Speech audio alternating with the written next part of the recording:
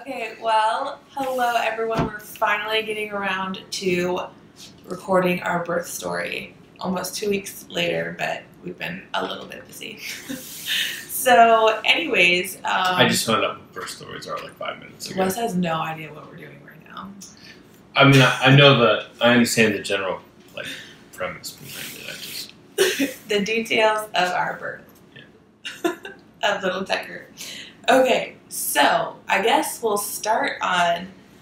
Well, he was born on Tuesday, January 8th, so we'll start Monday the 7th because that's when everything started. So at that point, I was 41 weeks, and I was going to the birth center just to have a non-stress test, just to make sure everything was still looking good. And You weren't really dilated. No, when I was checked the week before, I was like 2 centimeters and like 60% effaced. So nothing was happening. I feel like the further along I got, like the less labor signs I was like getting, and like I felt like just less and less like I was actually gonna have a baby. But so I went in for a non-stress test, and I'm thinking, it's gonna be like, the 20-minute test, and then I was talking with the midwives about ways that they were going to try to naturally induce me. So they were going to do a Foley balloon and then just send me home till it fell out, tweak my memories, like all that kind of stuff, to really try to get things going because, the midwife was telling me that when you get closer to 42 weeks and if you end up having to go to the hospital, that like doctors can be super uptight about the fact that you're 42 weeks, especially since I am a VBAC. After a C-section. Yeah, they get really nervous about being 42 weeks. So she's like, let's try to get things going now instead of waiting. And to back for a second. So, and to give you guys some idea, so we had all set up to deliver at a birth center. We had 2 hospital births with the first 2 boys. Good experiences, but this time around, you really wanted to be in. Yeah, I just wanted my all-natural, unmedicated birth. I love the atmosphere of a birth center so much more than a hospital room. It's just so much cozier. It's the middle of the country. Yeah, there's Amish country. There's like signs that tell horses where to park. Yes. I always give her a hard time. Yes. So to give the viewer some context. So that was the plan. That's what we wanted to do. That was what we had decided, and I fully supported it. So when we say like midwives, these weren't like nurses. Like these were like the girls that they understood what she wanted to do. They understood like how she wanted to have this baby, delivery in the process. So yeah, doesn't always go according to plan. Clearly not. So anyways, I'm like laying down having the non-stress test, and so like she comes in, she's checking the monitor, everything's looking great. She starts getting the Foley balloon ready. So then the test was over, and literally within the last minute he had 2 drops in his heart rate. It's about a 20-minute test? Yeah, it's a 20-minute test. Literally the last minute he had 2 drops. And, she's like, that means that he just failed this test. I was like, wait, what? And so I was like, so what do we do now? And she's like, well, you're going to have to go across the street to get an ultrasound. What was it called? A biophysical, I think. Just basically to get more information to see if it was something to be concerned about or what. So I was just kind of like, ugh, whatever. So, and she had said, like, if everything looked fine, then I could come back and we would just go according to plan with the Foley balloon and all that. So this was the test that basically determined whether or not they could induce labor. So it was an important test. Yeah. So I, go across the street to get my ultrasound. I'm laying on a table flat on my back, which I don't know if any of you guys know, but at 41 weeks, when you're laying flat on your back, you can't breathe.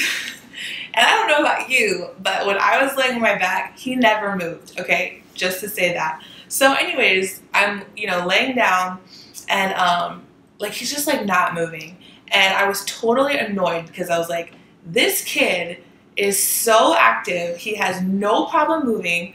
Across the street during the test, he was moving all over the place, sitting in the waiting room. He was, kicking.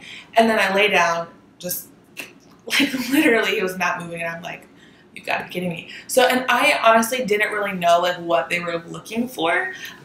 So then when you would have been poking it. Yeah, I would have been yo, let me go jump up and down for a second. So she had mentioned that he wasn't moving, and I was like, well, can I lay on my side? Because he's not gonna move if I'm laying down. She's like, yeah, go ahead. So I kind of moved to the side a little bit, but it just wasn't enough time. So basically he still didn't really make at all. I was kind of nudging him. I'm like, yo, come on. I know everything's fine. So I go in the waiting room, and so she reads the test, and she's communicating with the midwife.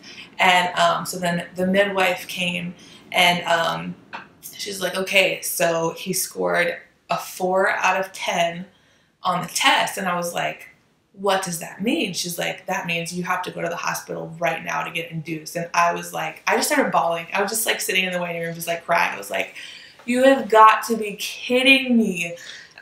So, and we come to find out, so 4 of the points, so... he lost 2 because he failed the non-stress test, and then there were 2 points for tone, which was just kind of jumping movement. No. Yeah. No, 2 was movement, 2 was tone. So it was that's what I'm saying. 2 was tone, 2. Yeah. So a total of 4 points in the movement category. So I was serious? Yeah. So and anything, I think it was over a 6.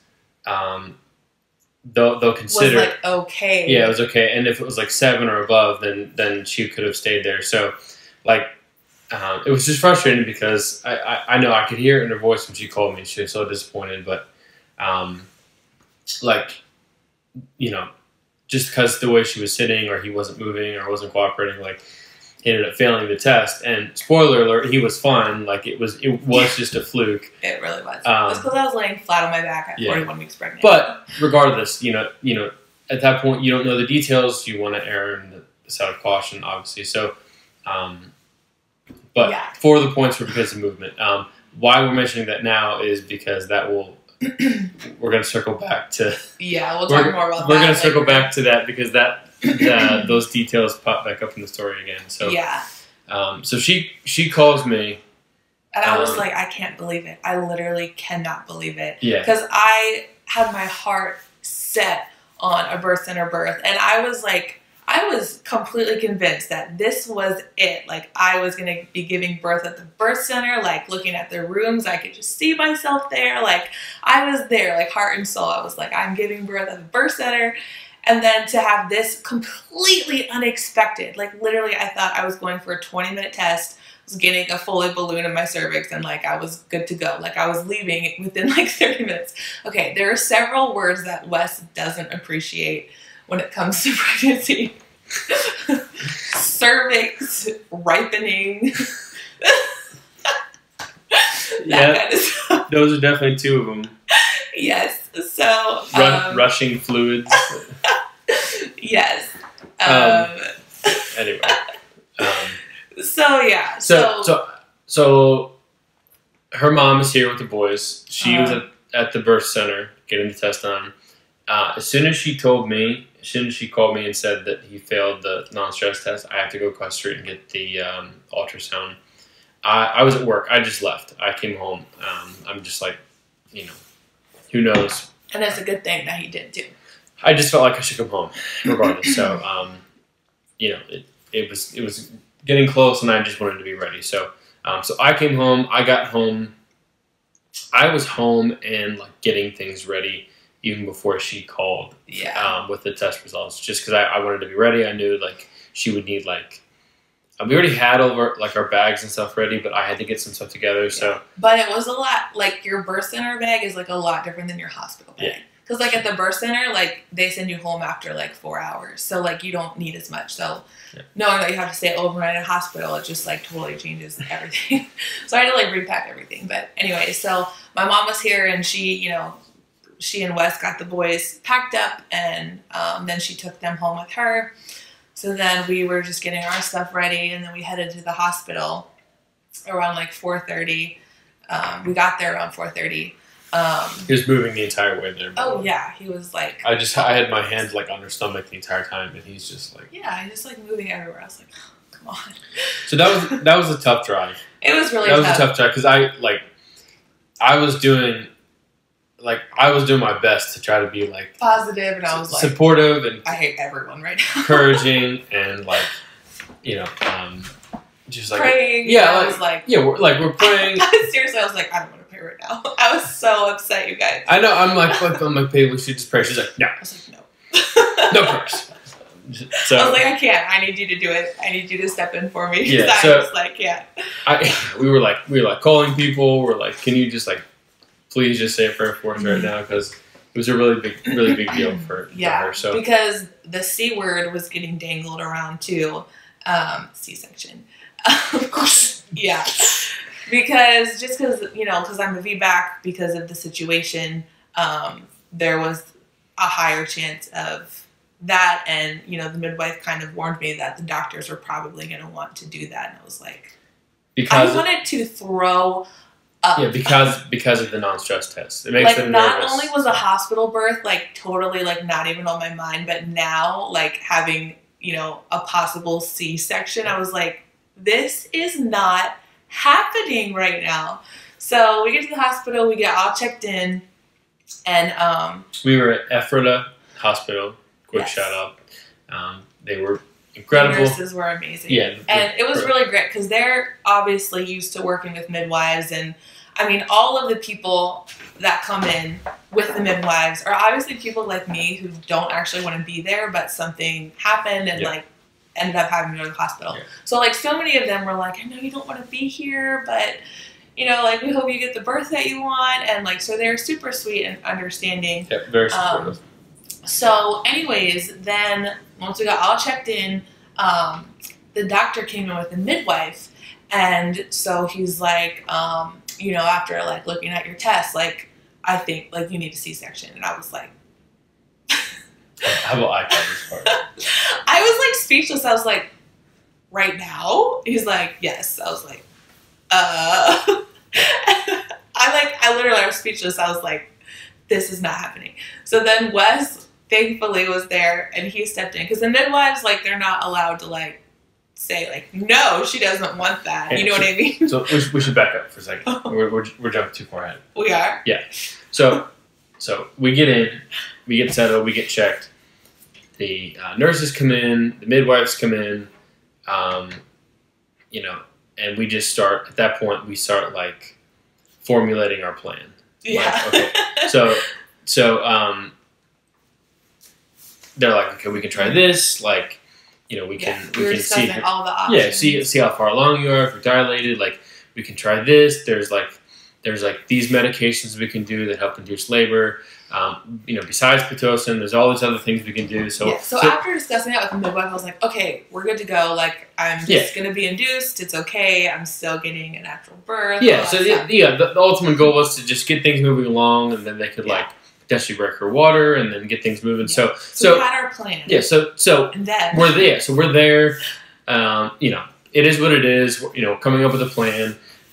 You know, I think she was really encouraged because, like, you know, her midwives were there, the nurses were there, really supportive. So, so the doctor comes in, and so he's not a bad dude at all.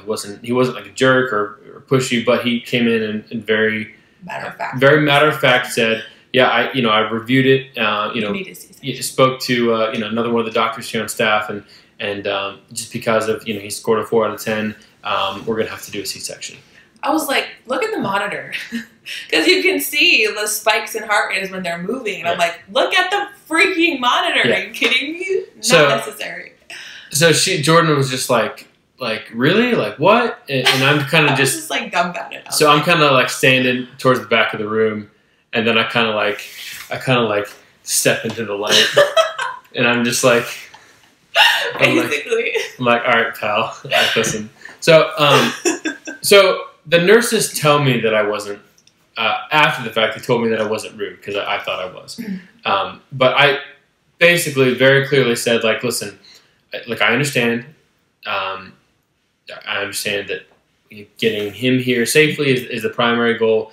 But I also know that, and I don't mean to speak ill of doctors, but I know in some situations they're really just trying to move things along from a timeline standpoint. Like they want to get people in and out, they want to get it done, they want to get it quick. Having someone, wait as long as possible so they can, potentially have like a natural childbirth when a C-section is quick, maybe not be the plan that they're looking for, but we don't care one bit about the plan that they want to do. So as long as it's safe, and it was safe, we were going to do it our way, no matter what anybody said. He's like, he moves all the time. We think that this test was just kind of like, So we want to take the test again. Yeah. Like if a C-section is depending on this test, like we want to do it again in the morning. So that's basically what I said. I said, okay, like I get what you're saying, Doc, but this test was based on movement. He failed the test because of movement and because of tone. We know that's bull. That total BS. He was moving before and after the test. So here's what we're going to do. I said, we're going to take the test again in the morning. And I said, if he fails the test again, then that could be caused. Like then we'll talk. Then we'll do your C-section, pal. If something is actually wrong. So which he agreed to, and he was like, okay, fine. He's like, I'll put a note in your chart that I recommended it to the family, and they declined, and then that was the last we ever saw him. And again, he wasn't rude or a jerk, but just in that particular minute, I was very heated because it just like so at our last birth with Hunter, not the same doctor. We were at a different hospital, different doctor. He was a lot more supportive with her birth plan. It was like, I'm going to try X, Y, and Z. And then if that doesn't work and we've exhausted all other options, then we will do it like a C-section because he has to get here. Because with Hunter, like she was just stuck like at 1 centimeter, like couldn't get things moving. So she was on, ended up being on Pitocin for like 18 hours. But he tried everything, and that was really what we were looking for with this. So for him to just come in like right out of the bat and say, boom, like you have to have a C-section. Like we just weren't having it. So that was that. So he agreed to let us take the test again in the morning. So I think the midwife actually. So what she was saying. So the doctor walks out, and the midwife is like. And the nurses, they're like yes, good job. Nice. Because when he came in and said that, there was just silence in the room. The nurses were like against the wall, like and they're not allowed to like fire back with their opinions. Like I guess the midwife like couldn't say anything, so she's like, I'm so glad you guys stood up for yourselves, and so she's like, I'm gonna sweep your memories like the Dickens, because if you go, she wasn't supposed to. Apparently, she's like, if you go into labor on your own, what are they gonna do about it? Yeah. so there was that, and so they did that, and then we went to bed, and they woke you up around 3 a.m. And the new midwife was on call, and then she came in she swept my memories actually twice throughout the night. She came in every few hours to wake me up to do it. And all of that got me to 4 centimeters. Yeah. So the plan was then, because at that point, like from the monitor, he was totally fine. And the test was not even necessary anymore. Yeah. Like we said. But we'll have to explain that. So 3 a.m. they come in, they sweep your membranes again. And then I remember, you remember that at 3 a.m. they said that the doctor said that we actually don't even need to take the test again. This is what pissed me off so much about it. So he made this big thing about having a C-section and said, fine, we'll let you take your test again in the morning. And then at 3 a.m., he told the nurses to tell us, like, oh, it's fine. Screw it, we don't even need the test. They can, we'll start inducing around 6. So it was frustrating that wasn't even an option in his mind beforehand. Like, oh, let's give it a few hours, see how things look, and then we'll talk. It was just like, you need him right now. Well, and I heard the nurses talking that like he was mad because we couldn't do the C-section. I don't know how it all works out with hospitals, but because we didn't do the C-section, he had to actually stay there. Like, I don't know if this extended his shift or whatever. So he had to stay there longer. So, I mean, I think he was like, fine, just let him induce labor so he could go home. Like, which is so stupid. But whatever. So we're like, all right, fine. So we don't even have to take the test again. So and so at 6 a.m. they came in. They checked her. She got the 4 centimeters on her own, which is awesome. And I was having contractions too. Yeah. That's the most dilated you have been naturally, like, ever. Yes, it was very, very exciting. And then that's when they started some Pitocin. It was not a huge amount. They started me on Pitocin around 6 a.m., right? Yeah, and they started it really low. Like, I think they started it on a 3, and they only ever boosted it up to a 4. Like, when I was in labor with Hunter, every hour they were boosting it. It was up to, like, 12. It was 18-hour labor, so it was up, like, really freaking high. So, anyways, yeah, we did Pitocin. Was there anything else, though? Why do I feel like I'm forgetting something? They broke your water.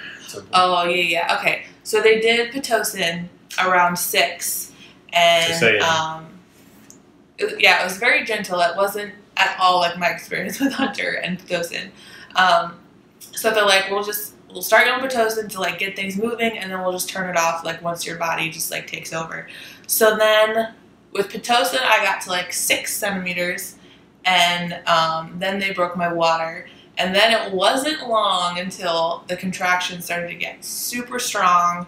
And yeah, I was laboring pretty hardcore at that point. So she was on Pitocin from like 4 a.m. till maybe 10 a.m., maybe about 4 hours. Once I turned my TV show off, then you knew it was getting real. Yeah. So, but they were able to stop the Pitocin, and that kind of just jump started everything, and then her body kind of took over, which was also another really cool thing.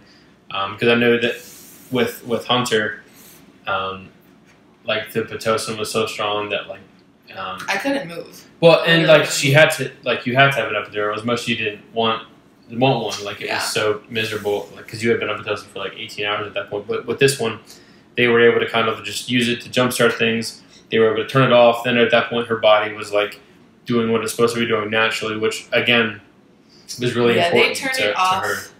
Actually, I asked the nurse to turn it off because at that point the contractions were really strong, and I was like, I do not need any help from Pitocin. I do not need these any worse than they need to be. Yeah. So I was like trying to, like, talk in between. I was like, turn off the Pitocin. I was like, I don't need it. Turn it off. So they turned it off, and then I don't remember what time that was. That was all a blur. Okay. So yeah, things started to get really strong, and I was like, holy crap! Like, this is like This is getting really real. Got hot and heavy. Yeah, right? It did. So they had, like, the way the beds were, they kind of, like, turned into chairs. So, like, the best position for me to labor in was, like, kind of, like, up on the chair, like, with my knees, like, where you sit down, and just, like, rocking, like, really hard back and forth, like, every time there was a contraction. They did let her, like at one point she was, like, on the core ball, and then they, like, let her move around. It wasn't, like, she had to be flat on her back either, which was... Yeah, the nurses were way better than my experience with Hunter because they just kind of, like, left me alone to just, like, deal with it. Like, nobody helped me at all. They left her alone with me. Like, yeah, they left me alone with him, who was nice enough to let me know when a contraction was coming. I was like, there's one coming. I'm here like, it goes. Oh, crap, why did I know? I was like, it's going up, here it comes. Are you ready? So they were, like, coming in, they were like, you know, do you want to try this? Like, let's try this, we can move the bed. Like, they were, like, really trying to help me just, like, get comfortable, like, and, so yeah, I pretty much stayed in, like, one position, because literally it was that one position that was, like, the most, I don't know, just the best way for me to handle it. So then around 12 o'clock, I'm close to her. Yeah, things are, like, I'm just really close. whispering in her ear, like, you got it. And she's like, I need to push. I'm like, what? She's like, I need to push. And then she just, like, whatever. She, like, turned and, like, gave me this look. I'm like, oh, okay. So, like, I fucking with it all. I was like, she needs to push. No. It wasn't quite like that. Not quite. But, like, once I saw my contractions were, like, super close, they, like, brought the midwife in. Like, everyone was just there and ready, just, like, waiting for me to like feel like I needed to push. 9 3/4. I was like 9 3/4 because like it was crazy. Like I could feel like pressure, and it kind of felt like I needed to push, but just like based on like what I've always heard. Felt like you had a head between your legs. Kind of. Like everyone was like, when it's time to push, like there's no turning back, like you just go. And I was like, I don't really feel that yet. So I was just like, I wasn't sure. And the midwife asked me, she's like, would it help you if I checked? I was like, yeah. I just wanted to know like where I was at. So I was like 9 3/4, and I was like, holy crap, like any second now. Game time. So like within like 2 or 3 contractions, I was like, I think I need to push. And so she's like, just listen to your body, just do, like, let us know, like, when it's time. Yeah. So right around 12 noon, you started pushing. And I started pushing, and that was just the craziest thing ever. Like, oh my gosh. Every time I see his head, I'm like, that came out of me. Me too. It's crazy, because, like, you know, a few pushes in, like, I only pushed, like, 4 times with Hunter, so I guess in my mind, I was like, this is just a few pushes, that's it. And, like, you know, you can, sorry, but, like, you can feel the head start to come out, and I could have sworn the head was already out. I was like, this kid's almost out, like, it's almost over. And they're like, we can see the top of the head. I was like, you can see the top of the head? Like, it's out. What are you talking about? So I was like, oh, my God. I was like, how is this thing gonna come out? Like, it's just the craziest thing. Oh my gosh. So yeah, I was kind of like on all fours pushing, right? Yeah, you were kind of like still up on the bed though. Do you want to like demonstrate the position? I don't know. No, you were like on your knees like this. Kind of like up on the bed. Yeah, I remember the my bed mouth like was that. Like the top of the bed was like on my mouth. I was. Yeah. I'm not a loud laborer apparently. Because it's like I was so focused on like breathing and like rocking through the contractions, like I couldn't make a sound. Like I know like some women are like really loud, like oh, you know what I mean? But like in the movies. Yeah, like in the movies. But I like literally could not even make a sound, and I was kind of that way, pushing to a point. Yeah, I mean when I was almost over. She made some sounds, like and like from my perspective, like you're hearing your wife make sounds like she's never made before. That's what he said. He's like, I heard you make sounds I've never heard you make before. It was just like, I mean, it just shows you just like, you know, how incredible, like, and how like powerful like the human body is, like to be able to just do that. Like it was crazy, like yeah. To see, so just after 20, it was only 20 minutes, which felt a lot longer than 20 minutes, but he was out in 20 minutes. So they Jordan really wanted me to catch the baby. Yes. Which was he did. He got to catch him. I did. And I got down there. Did she ask you? She did. She did? She's like, you want to catch him, Dad? She did. She didn't even, she's like, get in there. She's like, you don't even have time for gloves. Just get in there. So I'm just like, you know, no, like, so from I mean, we'll just go there. So from the time that like his head was, I'm like trying to shoot them. From the time like his head started coming out to the time that he was all the way out, I was able to like guide him out basically, which was it was cool. Yeah. It was interesting. Like I didn't really know how to plan it, and because of the way she was, it wasn't like in the movies where she's like laying in her back. It's like easy. It's straight out, like because he was more like coming down. So I didn't. There's a bed, and like you know, it wasn't like he was gonna flop onto the hospital floor, but like you know, I mean they're slippery, you know. So he was afraid to drop him. Yeah, he was wriggly. But it was incredible. So like you know, yeah, so then after he caught him, then I pulled him up. Put him right on my chest. Yeah. So like the first two like interactions he had was like with me, and then I guess they got the goop out of his mouth with the yeah. But then so I got to deliver him, which was so cool. I mean, how many fathers could say they got to deliver their own kid?